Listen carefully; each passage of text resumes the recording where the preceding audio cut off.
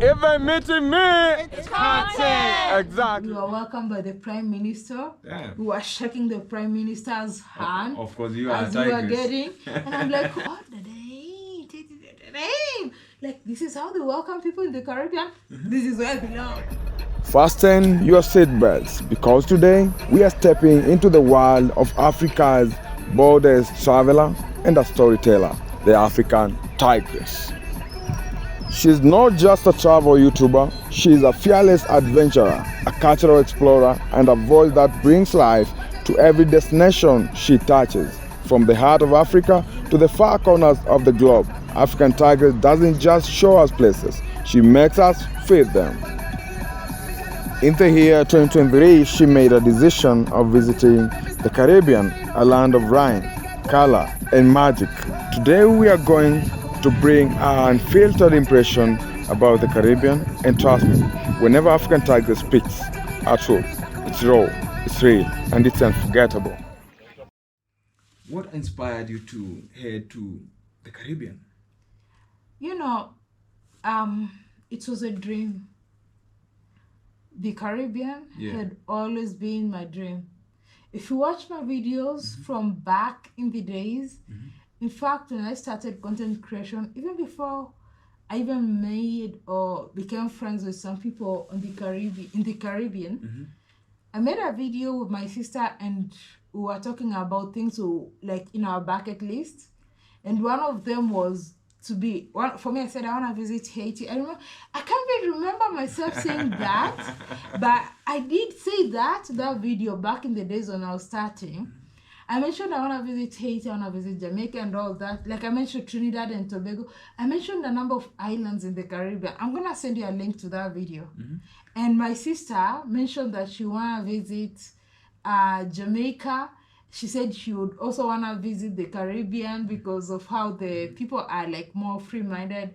And she said she wanted to like, we come from a pretty much conservative society. Yeah, I know. So my sister mentioned that she wanted to visit, I think she said Jamaica. I'm not so sure, but I think she said Jamaica. And she wanna dress and dance like how they dance, what you see. Did she come to achieve all that? No, she hasn't. She hasn't. But next year I'm bringing them. I want them to experience the dreams they had. By then you talked about Haiti. Did you know anything about Haiti? What I knew about Haiti is at that point is one of these places we were told that we shouldn't visit. And I'm that kind of person who just doesn't follow that. Several years ago. Yeah, it was several years ago. Before you headed to Haiti, all I knew about Haiti was the earthquake way back 2010. And that is what I knew. And every time I talked about Haiti, that's what everybody told me about Haiti. And when I visited Haiti, oh my goodness. Like when I was in Bahamas and I realized there was flights to Haiti. I was like, I'm going to Haiti. And then I met some few Haitians in the Bahamas and they told me, I was like, oh, so it's possible to visit all these flights. And there's actually people who are living and breathing. As long as they're still alive, I'm also going to be alive. So I was like, I'm booking this. You didn't know anyone in that land? Nobody. I just Googled a couple of videos and all that. I didn't know nobody when I went to Haiti. But you knew something about the language barrier in that land? Je parle un peu français. I speak a little French. So somehow, I've been to Portuguese-speaking countries, I've been to French-speaking countries, I've been to countries that don't understand English. And one thing I can tell you for sure is like, people are kind. You'll speak through sign language or whatever way you manage it. Good people are good people anyway. Yeah, you find a way to communicate. Oh, yeah. So what was the first country to visit in Haiti? The first country in the Caribbean? Yes, and did it meet your expectations? The first country, on 1st December 2023, I landed in Barbados. Yes. And oh my goodness. Yeah, I remember you visiting Rihanna's place and all that. Even before that, as we were landing, I was in the no-bro flight. I wanna prove to you that I do watch you. Yeah. You flew there. You saying North Airline? Yes, North Atlantic. Yeah. Exactly, the first flight. Yeah. From where? It was from Europe. From London. From London, yeah, exactly. from Gatwick Airport. Yeah, and we were welcomed by the Prime Minister. Damn. We were shaking the Prime Minister's hand. Of course, you are as we were getting, and I'm like, I didn't know, like, that was the inaugural flight. I was like, oh, the name. Like, this is how they welcome people in the Caribbean. This is where I belong. That's where you belong. Yes, I got into the island. Even before getting to the island, the welcome. And then I've never been in a country where you received and you're getting a goodie package or something. So they gave us some ram, they gave us some chili sauce and all that. You know, Barbados invented ram. So like I was getting all these, and then when I went, because I talked to my Airbnb host in Barbados. Yeah. And I'd asked him, how much am I gonna pay from the airport? So I think my Airbnb host, I'm not very sure, but I think the parish was Christchurch. He told me it was gonna be about, I'm not so sure if it was 25 or 35 dollars. I can't remember, to be honest. Yeah, but I'm not so sure if it's Bajan dollars or US dollars. Yeah. But when I went to the airport, once I got out, my taxi driver even quoted less. Oh. Yeah, I was like, oh, I like it. The people here seem honest, because my Airbnb host mentioned this, and this person is charging me about $5 US less. So it simply means nobody's like really taking advantage of me, they are not, despite the fact that they can hear my accent and all that. So I was like, oh, this is really good. I'm glad. This is home. Yeah, and they took me in, and I rested the first day, and culture shock. So when I got to my Airbnb, you know how conservative we are. We come from a very conservative society. My very first Airbnb host, so when we got I gave the contact to the driver that picked me from the airport. Exactly. So when my Airbnb host picked me up, he was bare chest. He had a good chest, though. That's a man? It was a man, yeah. It was a man. It was a man that picked me from the... we need to go to the gym. My Airbnb host was a man. Yeah. And he picked me, like when he got me from the gate from a cab driver. Yeah. He hugged me. So you felt the chest. First impressions. First impressions. And he was well built. I must say, like well built, very mass. I'm going back to the gym tomorrow. Great muscles, and I was like, okay, you know, like if I'm meeting you and you're hosting me, first of all, you know, if I'm going to come, no, it doesn't matter whether you're bare chest, you're gonna put something on for you to welcome me to your premise. So this was different. It was a different culture. I liked it. It was arranged that guy to be there. No, he's the He owner. knows that. Oh, he's the owner? He was the owner of the Airbnb. Damn. Yeah. He was the owner of the Airbnb. Keep going. I know you have a lot to say. So when I met him, the first thing is like hugging me when he's bare chest. Where I come from, would say you hugging me when you're naked. You're naked. Yeah, like where I come from. But thank goodness, even before visiting the Caribbean, I traveled so much, so I had so much exposure, so I didn't take it personal or disrespectful. But you being an African, and you know, Africans, we are so much conservative. The dress code. You never feel anything?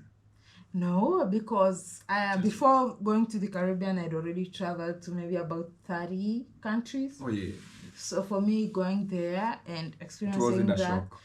and because when I started my travels, you don't know, like some of the places I used to stay in hostels, and I did stay in some countries and places where I stayed in hostels, whereby maybe you have a 4-bedroom, and maybe you're the only female, and you're surrounded with male, or you could be like 2 females and 2 males, or you could be like 3 females and 1 male, and sometimes you just see somebody changing, like chances of meeting someone at the bar naked. It's nothing, no feelings, no emotions, no nothing. Like it's like nothing. Like it doesn't matter what you see, big, small, whatever. Like people are very confident From in today their bodies. To be henceforth. honest, one thing it taught me is to be confident in my. I'm very I'm one of those people that even if I had like a gynecology appointment or medical appointment, I used to feel. Back in the days, I could feel insecure about that. You wish you could request for a lady to attend you? Not necessarily. Nobody. Nobody. In short, like I just didn't want anybody to see that. Like, that's your private. Yeah, space. yeah, I felt that. But right now, I really don't care. Like honestly, I don't That's a man like around. that thing about nudity because I traveled to Europe and I'd been to the beach and people are like very nude, like literally nude. You see. No pants, no bikini, no nothing.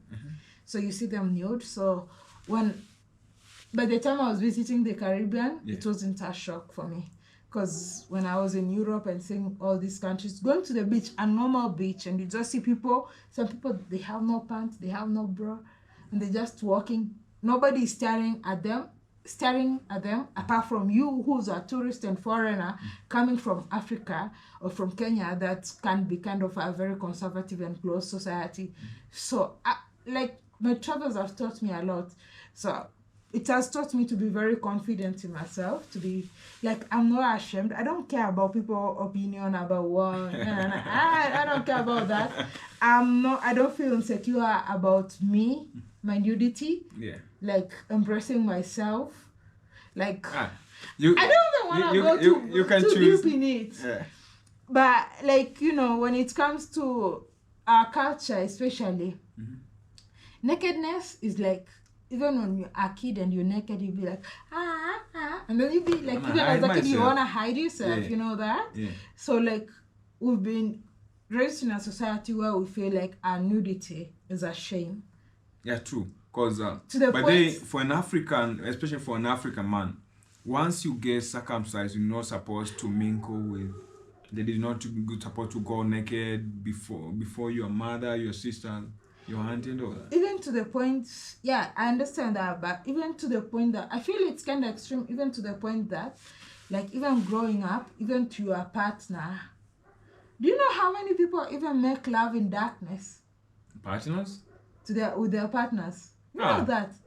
So people make love in the darkness. Comment there if you do it in the darkness. I wanna know. Some people do that because they kind of just feel insecure. Like we've been raised to feel like our bodies is something we should be ashamed of. Yeah. Not something that we should embrace. They are not confident about themselves, their body. Yeah, not something that we should embrace.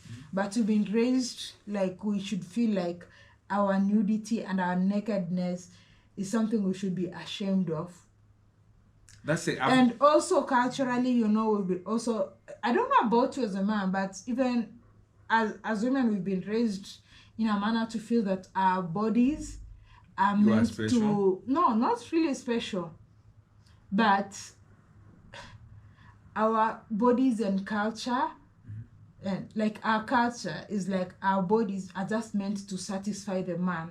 Like nobody ever teaches a woman about them getting that satisfaction from engaging in vertical and horizontal engineering. But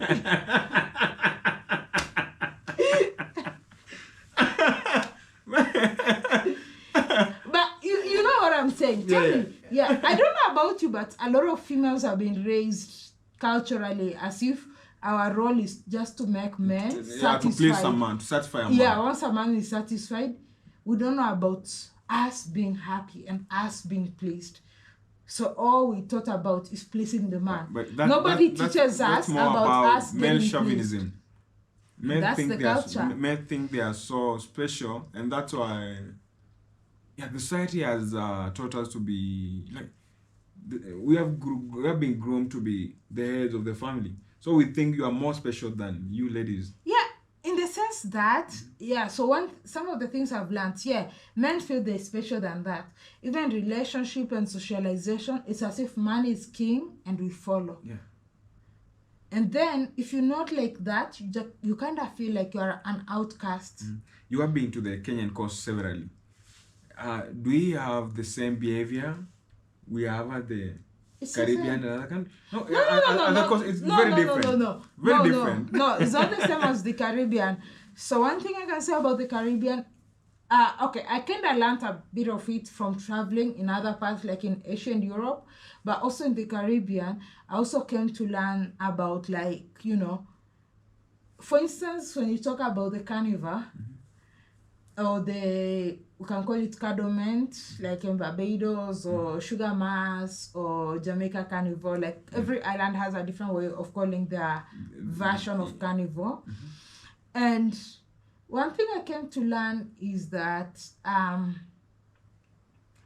there is no shame in being who you are.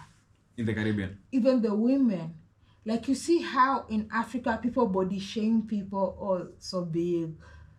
Okay, in Africa most of the time people actually like, depending on the culture, especially in Kenya, some people like bigger ladies and some, you know. Baby in fact, W. in Africa, I like my girl, Baby W. You see? Yeah, in Africa there's that. But like in the Caribbean, I saw people like in the carnivals and all these festivities, being at the beach and all that. You know, even in Kenya, there's some outfits you'd wear at the beach and people would look at you as if you're naked. But you're not naked, really.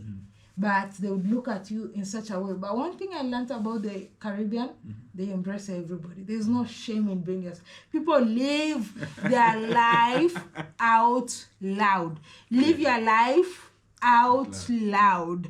Like people don't care about the surroundings. 60, 70, 80, 90, 100, whatever. They'd be in the beach with their bikinis and living their life free. They don't care. And they don't feel insecure. They don't feel... Like, one thing I like about visiting the Caribbean generally, it kind of kills that kind of things that you felt like you should be insecure of. Like, that kind of...